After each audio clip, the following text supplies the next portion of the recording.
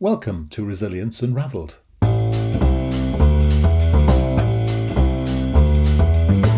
Hi everybody and welcome to Resilience Unravelled, a podcast that examines all aspects of personal and organisational resilience.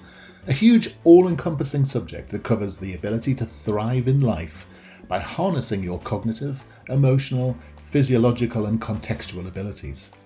I share stories from people who have thrived despite remarkable obstacles, as well as highly successful practitioners and experts across a range of topics. And this podcast introduces their amazing stories and expertise, as well as my own reflections, perspectives, strategies and tips, which come from my own synthesis of themes and trends from wider learning. You can go to qedod.com/extras to access offers, tools and resources, including free articles and ebooks. For those of you that would be interested in supporting our work and contributing more proactively, you can find our new Patreon page at patreon.com. Then search for Resilience Space Unravelled. So, let's get started. Enjoy the show. So hi and welcome to Resilience Unravelled today. As you know, I like to interview people who either are specialists in the field or people with remarkable stories. And today I'm talking to Ryan Campbell, and he has... well, remarkable is only half the picture. So good. First of all, hi, Ryan. Hey, thanks for having me. And I can tell by your fantastic accent that you're from one of the colonies, by the sense of things. I used to live where you live, and then I think my great grandfather of some form stole some bread, and we ended up in a little island down south. So, definitely an Australian, but now based in Nashville, Tennessee, actually. Very good. Interesting. It's good. It's amazing, isn't it, how people travel around now compared to, just 50 years ago. It's quite remarkable. Yeah, absolutely. And as with a background in aviation, I tell everyone when we jump in a small airplane and go for a fly that, 75 years ago, this wasn't possible, this idea of personal flight. And here we are in our own flying machine, having a look at the world from above. So we're lucky humans to live when we do. Yeah. And why here am I getting distracted already? But why? I've never been in a small aeroplane. I've been in the biggies, obviously, like most people, the big sort of commercial jets and such like. But why would anyone want to get into those small planes? What's the attraction? I think the big aeroplanes, it's just a means to an end, and the passion's kind of been pulled out of that now. With how often we, spend time on EasyJet or JetBlue or, these budget airlines. And, to get in a small aeroplane is just like being in a car, and it's freedom beyond freedom. You want to go left, you go left. You want to go up, down. You want to go look at that tree or that barn or zoom down over that beach. You get the freedom to do it. And I am addicted to it. It's brought the most positive parts of my life, and it's brought the most negative, and I still am absolutely encompassed by it every day. But surely, I get that idea of freedom, but I'm guessing there's some risk as well. There is, and I am the crooked walking example of that, and for good reason. There is risk, and you know what, there's risk in everything. So do I look at something that we've only been able to do for 75 years and something that's so unbelievable that people for millions of years dreamed of, and then tell myself I won't do it because there's risk? If I start to live that life wrapped up in cotton wool, from a life of adventure and adversity is one of the lines I use. The highs of crazy adventures and the lows of a terrible accident. I have lived a life of risk mitigation, so I am a very risk averse guy. I don't want to go out and do crazy things. I hate standing on ladders, but aviation is a safe and very rewarding avenue to go down. Yeah, and that's the point, isn't it? When we think about resilience, is that one person's scary exploits or another person's commonplace, either work environment or place of pleasure.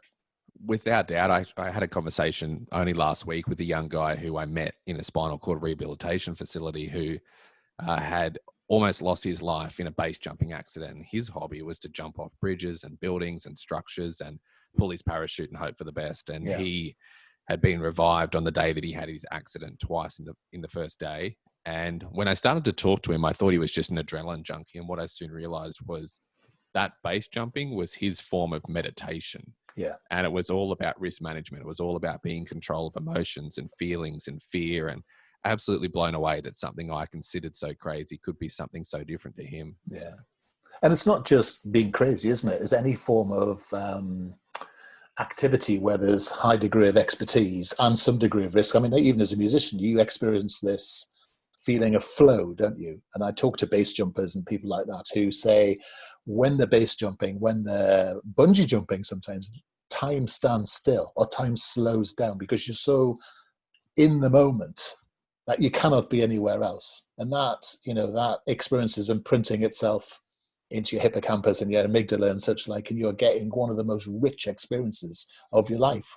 And, Yeah, that is true. That is true mental growth in a sense, isn't it? 100%. And I think, people look at me at 26 and think I'm some, old man because, I've lived a strange life, and there's part of me that wishes I was just the kid who, sat on the couch, played PlayStation and ate some chips, but it hasn't been that way. But the times in my life, that's what's been, that's what shaped me. And unfortunately for me, the adversity in my life shaped me in a far greater way than the adventure did. And that's something that I love to talk about is, where do we learn our life lessons? Yeah, absolutely right. Okay, then, so come on, let's get into this thing then. So tell us your story, because it is quite remarkable. So you start where you'd like to. It's a long story, but we'll try the short version. Go So on. back when I was 6 years old, I went on my first overseas holiday with my family, and that involved jumping on an airliner and flying out to an island in the Pacific off the east coast of Australia. And my first overseas trip was actually my parents' first overseas trip. So it was at that point in time, that 6 years old, that I just fell in love with aviation. I'd found my passion. I was a 6-year-old kid who wanted to be a jumbo jet pilot. That's what I told everyone. And when I was 14 years old, I found myself 2 after-school jobs, and I started to learn to fly. And the day that I turned 15, I flew an aeroplane for the first time on my own. Wow. So something that I didn't even know was possible. Common sense said you'd have to be old and have a job and have a driver's license. So aviation was a part of my life at a young age. That drive to do everything at the youngest possible age led to looking out into the world of adventure and trying to see what I could do to be different. I always wanted more. I was never a content kid. So I discovered that the youngest person to have ever flown a single engine airplane solo around the world was 37. Wow, really? Yeah, absolutely, which blew my mind. And the record back in around 2008 was broken, and it was at 23. Right. So a huge jump. But here I was at 17. Aviation had been my entire life. I had my private license. I was ready to get my commercial, just waiting to turn 18. I had lived and breathed everything flying, and therefore put myself in a position to maybe have a go at this record. Yeah. So what I did was I Googled how to fly solo around the world, being a 17-year-old kid. I found a website, I printed off the information, and I hid it because I did not want my family, my mum, or anyone finding this information, thinking that I was silly enough to think that I could actually fly solo around the world. Mm. But after I'd Googled all there was to Google, I ended up in a position where I wanted more. Yeah. So I decided to go to one of Australia's most famous businessmen, entrepreneurs, and aviation adventurers by the name of Dick Smith. And he had been a household name for my mum and dad's childhood, let alone mine. And how do you get to a guy like that? Well, I Googled Dick Smith's email address because I was 17. And he hates me telling people this, but I found 5 email addresses. I emailed all 5. I said, hey, Dick, I'm 17 years old and I want to be the youngest person to fly solo around the world. What that started was not only a journey where he jumped on board, then I had to tell my parents awkwardly one night, but it started the construction of a team, 2 years of planning, fundraising over $250,000 as a normal Aussie family on a MacBook computer, renting an aeroplane, assembling a team, training as a pilot, preparing, climbing into a single engine aeroplane at 19 years of age and setting off from Sydney, Australia, eastbound or northeast over the Pacific Ocean for what was a 24,000 nautical miles, 70-day trip to 35 destinations in 15 countries around the world at 19 years old. And I was a normal Aussie kid in an airplane that looked like a NASCAR with sponsor, stickers all over it. And that was a journey that would change my life. It was a journey that had highs and lows and everything in between. It had moments where I thrived and loved it. It had moments where I was lonely, moments where I was scared and I wanted to go home. I saw the world's biggest oceans, the largest glaciers, the highest volcanoes and mountains. And went all the way up to Iceland at the top of the world in my eyes, and all the way back down, through Europe and, the Middle East, Asia, back into Australia. So at 19 years old, I broke that record. Wow, congrats. But it wasn't about the record. It was about the lives that we kind of, had the opportunity to alter along the way. Yes. To the point where I didn't even want the record. It was my mum who made me submit the paperwork to get the Guinness World Record certificate. And mums are always right. So I'm glad that I did that now. But so my life was good. I signed a publishing deal, published a book called Born to Fly, which we've just re-released here in the US in Americanized version, where all the S's become Z's. Yeah, I know. And having spelled wrong, you mean? I tell you what, more spelling mistakes in that book I knew what to do with. But I wrote that book as a normal kid, and I went on the Australian speaking circuit, and I received these awards and had these experiences that just blew your mind as a normal kid. I mean, these are your people. I met the royals. I met, Prince William and his wife, and I met later on Prince Harry and his wife. Whether that's a touchy topic or not, I'm not sure. But not with me. When I met the royals, and I was named one of Australia's 50 greatest explorers of all time, and put aside names that I was, I read about when I was a kid. Now, I'm just a normal kid. I hate ego and I hate manufactured drama. And I decided that although all this life was glamorous, I wanted to fly airplanes. And particularly, my dream was to fly a Spitfire, the World War II fighter. So my dream was to fly the Spitfire. So I turned down a job with the airline that I wanted to fly with when I was 6 years old. I turned down a job with Qantas, and I took a job flying an old 1930s vintage Tiger Moth. And I was at work one day, a normal day, no records to break, no oceans to cross, and I took off out of this short grass hair strip, and the engine failed. And it was myself and another gentleman on board. He was also a pilot. I was taking him for a fly. And the engine failed very low level over the top of trees. Right. Despite everything I did, 3 seconds later, we had a massive accident. And I was the only survivor. Oh, right. Gosh. And I was cut out of the wreckage and taken to hospital. Somehow still with us. I had 5 breaks in my back, shattered face, shattered right ankle, and I had a spinal cord injury at L1 on my waist, rendering me a paraplegic. Yes. So no movement or feeling, waist down. What that started was 6 months in hospital in rehabilitation, 18 months total in rehabilitation, and a journey not just back to walking, but back to flying. Walking for me was merely a stepping stone, a very naive at the time stepping stone on the way back to flying. And I'm not sure whether it was stubbornness or disbelief or, just not registering the reality of my situation. I ended up not just walking. I look like I've had a few too many Tennessee whiskeys, but I ended up back flying. Now I don't walk properly. My internal systems don't work. I have no calf muscles, no glute muscles, minimal feeling below my waist or movement in my feet. Yeah. But, and I don't fly all airplanes, but I went on to fly modified airplanes. And then I went on to gain my helicopter license to a commercial standard, having never flown a helicopter before. So as an incomplete paraplegic, right, I became a commercial helicopter pilot. So now I live in the USA. I did say this was a short version of a long story. I now live in the USA, based in Nashville, Tennessee, and I'm a keynote speaker, bringing that speaking I did after the round the world flight before my accident to a very professional package here in the States, where I want to help people learn how to navigate change and how to live, through both adventure and adversity, the highs and the lows, and better themselves as a human, make themselves stronger, and, as you say, more resilient, so that they can tackle whatever comes up to us. Because look at the world around us right now. It is a wild, wild journey, and I've learned that by a young age, and I'm excited to honestly share it and see if I can help people know what I know without having to experience what I've experienced. Yes. Wow. So where do we start with that? So first of all, amazing story. So in your darkest days, I'm sure you've been asked this 1,000 times, you're lying there in hospital, I guess, you wake up, you discover your body is as your body is. Where do you get the energy from to start thinking, I'm going to start rebuilding myself? Because you must have gone through the normal trough and the normal, shock, denial, all that sort of stuff.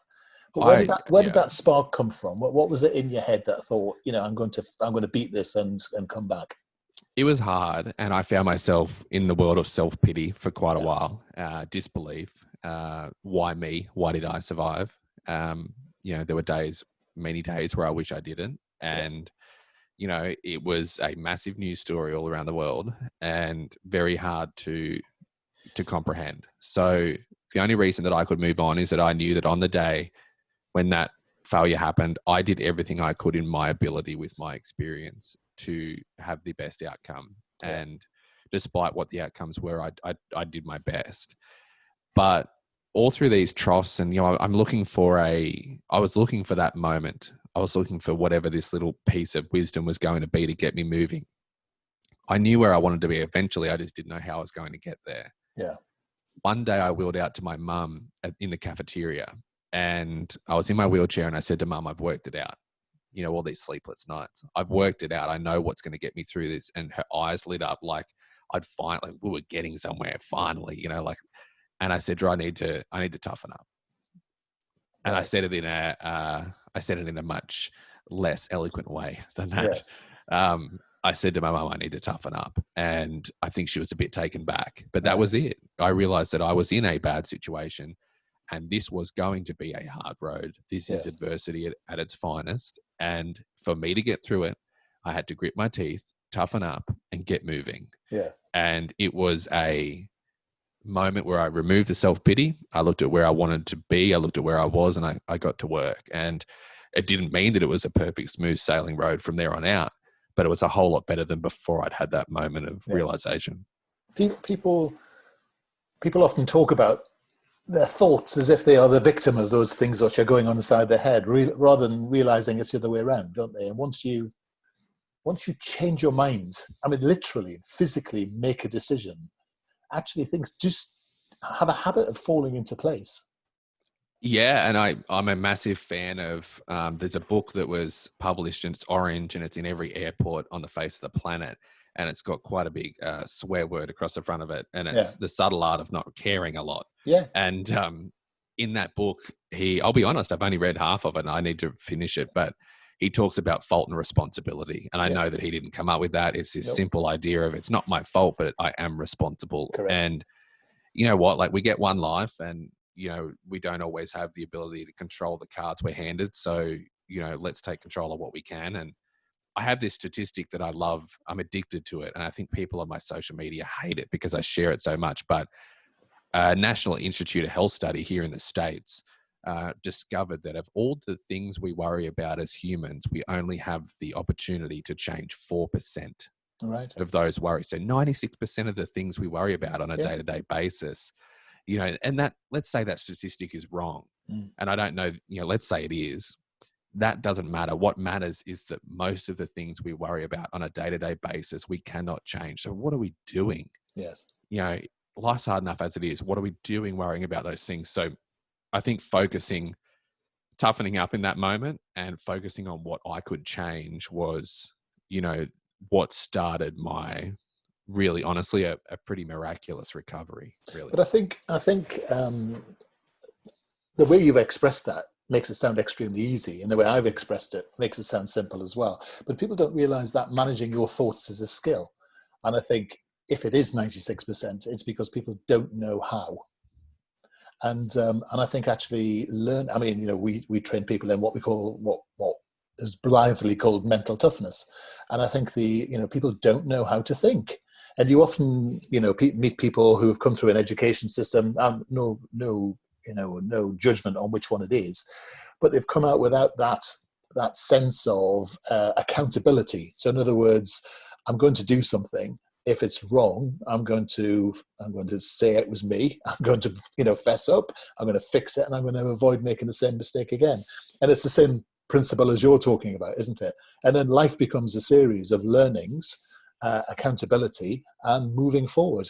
And I think for a lot of people, the issue is that they hear that, they intellectualize it, but they can't actually integrate it and turn it into something in control. And that needs a bit of work. And, with people like yourselves, you often find you've got a high degree of purpose, so you can follow something. And a lot of people just don't, do they? They live what could be described as mundane lives. I mean, it's really thrilling to be a soloist, a musician, a premiership footballer, a pilot who's flown around the world. But most people just go to work and they're, stacking shelves, or they're doing something that appears to be mundane. I mean, it's interesting now that those people are the most important people in society. But it is interesting. I would thoroughly believe that that's a skill that's just not taught anywhere. Well, I think absolutely. And when I look at, I envy your educational background where you know so much about this from, like the actual, bones and education of it. Whereas I'm just a kid who lived through some wild stuff, and I've ended up in this position where I've learned some lessons the hard way, but I want to know more. And that's part of what I do day to day now is spend my time, obviously learning from guys like you and listening to stories and, diving into the books and trying to learn why we feel the way we feel when we experience what we do. And your idea of, like your thoughts on passion and purpose, people who have passion are much better off to get to where they want to, they're more likely to get to where they want to go, right? I had passion. That was aviation. Yeah. When I was in that hospital, I did not want anything to do with aviation. Good. Yeah. And you know what I fell back onto? Music, and specifically country music. I love playing guitar, and I live in Nashville for a reason. I can't sing to save myself, but I love country music.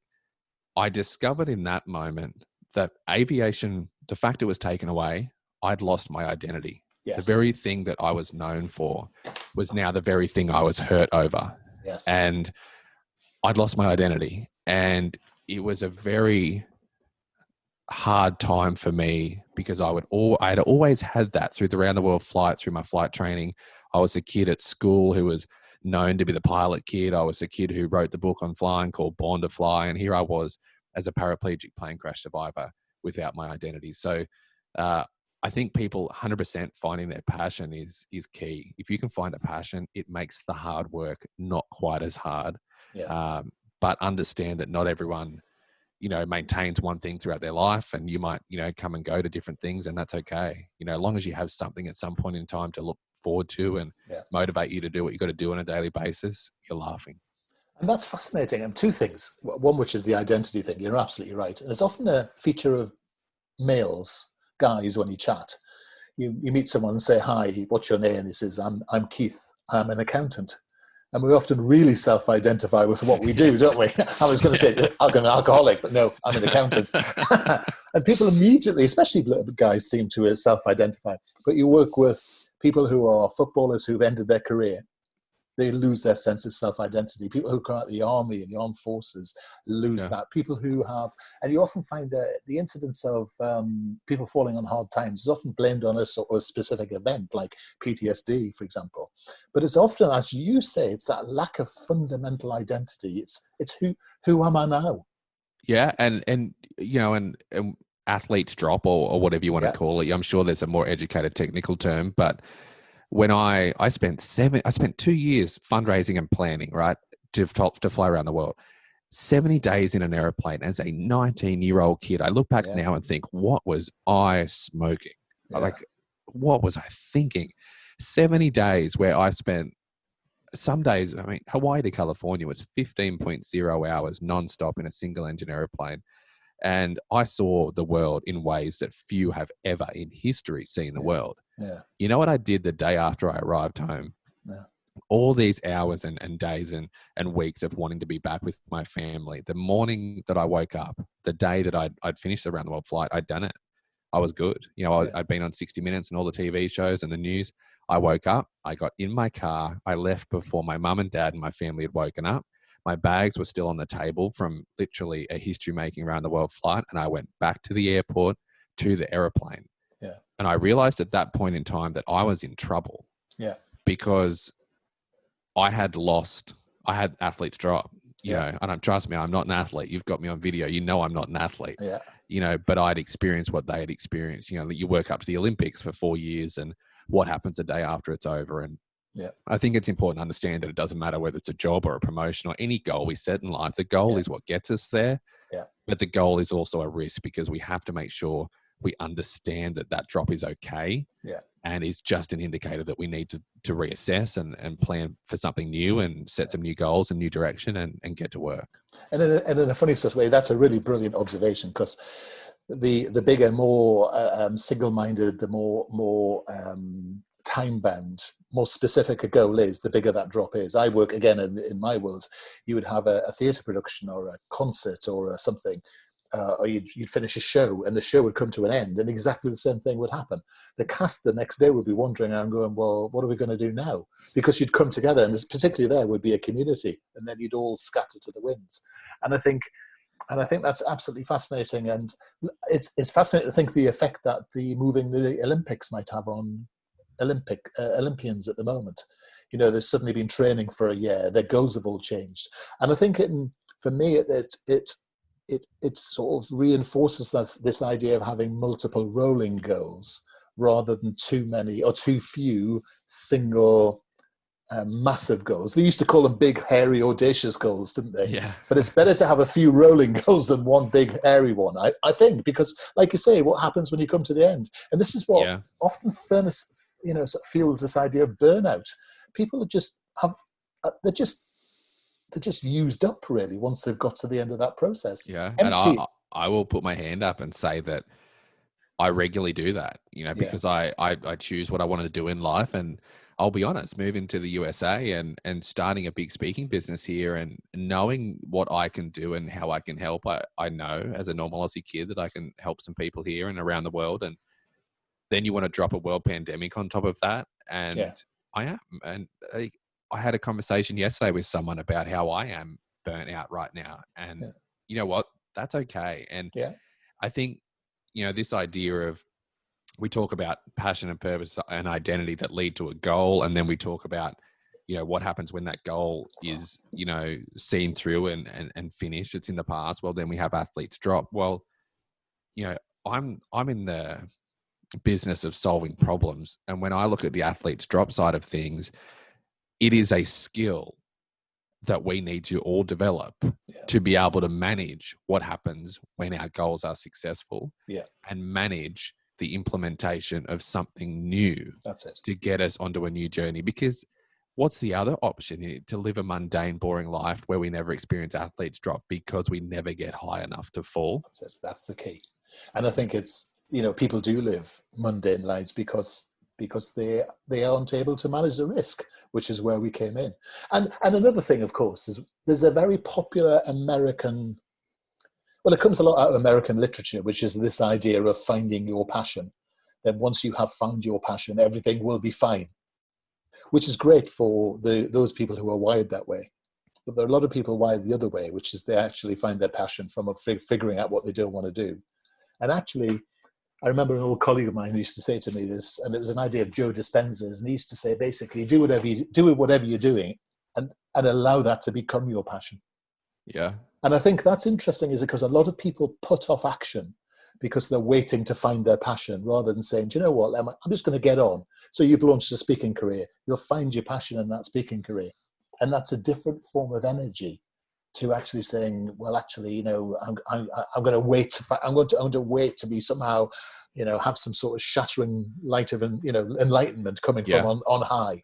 Yeah. And like you've touched on something that I'm really passionate about, and this attitude of saying, if I get X or if I do X, I'll be okay. Correct. No, that's like, so I speak on the 3-step checklist to navigating change. When I'm flying an airplane, when a pilot's flying an airplane and a red light comes on and something's wrong, right? There's an issue. He does not just start pulling levers and pressing buttons. He pulls out a checklist and he works through a checklist in a systematic order.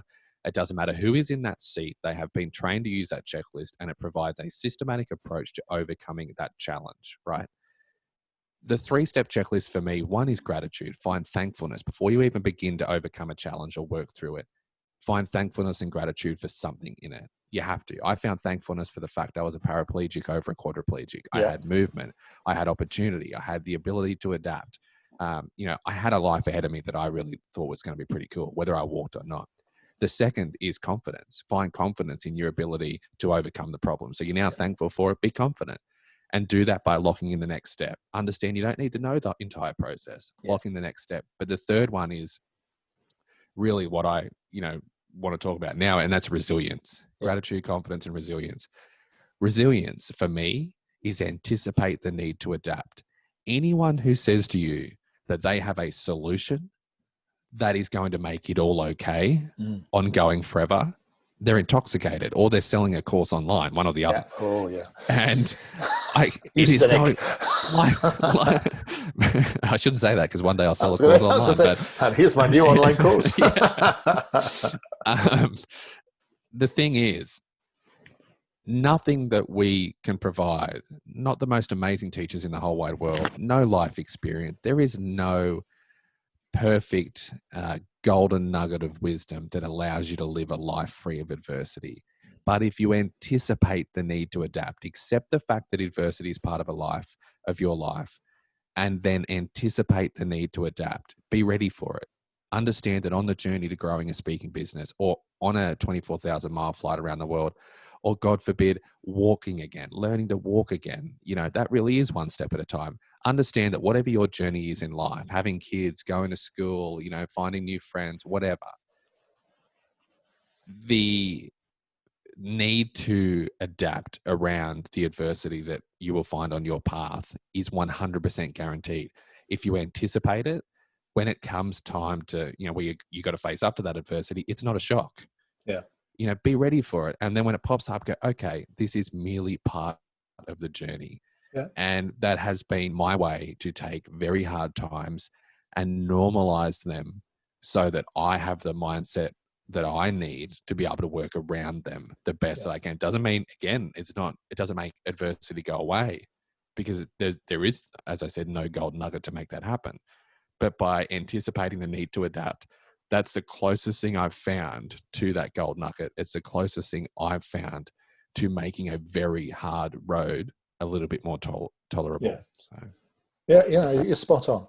And I think it's interesting, isn't it, that three people look at the same event. One will consider it to be good, one will consider it to be bad, and one will consider it to be adversity. And I think it comes down again to this mental toughness that we have in the way that we see and examine the external world. And there are people at the moment getting royally bent out of shape by the crisis, and yet they're relatively in a good place. And there are people who are really struggling and really in desperate situations, who are, coming back and fighting this thing and, making the best of what the life that, the way that life's been dealt at the moment. So, getting a grip of your own life and your own thoughts, I think, is always the secret. I love what you're talking about. That we call it building capacity, and you have a different phrase, but effectively it's the same thing. Is that I like that golden bullet. Well, and here, one thing I really believe is, when I was my first day in the rehabilitation gym, I was laid out on a bed, and my nurses and physiotherapists were all around me. And it was the first time I'd been out of my wheelchair, first time I could do so because of the pain. And they said to me, all right, your job today is to roll over. So I'm on my back like a newborn baby. Your job is to roll over. Yeah. This was a day that changed my life. And this is a day that led to my, my urge to want to be a speaker, was that I loved a challenge. I didn't care what the challenge was. Okay, you want me to roll over? Watch this. Yeah. And I made a plan. I lifted up my right leg, placed it over my left leg. And I thought, okay, if I could then just twist the top half of my body and kind of unwind, like I'm going to be okay. Everyone was kind of looking at me funny, sad. I kind of thought that was really morbid. So I made a joke about looking like a fish out of water. So now I'm the guy who has to learn to roll over and lighten the mood in the room. Yeah. And as I rolled over, the pain in my back from all the metal and everything, 5 breaks in my back, was excruciating. And I like to think I'm pretty tough. So I stopped and I looked through a hole in my arm, and, this little gap my arm had made. And I looked up and I saw Ben for the first time, the quadriplegic with no movement or feeling below his chest, early 30s, mopping his girlfriend's floor. Seriously, hit his head. That's it.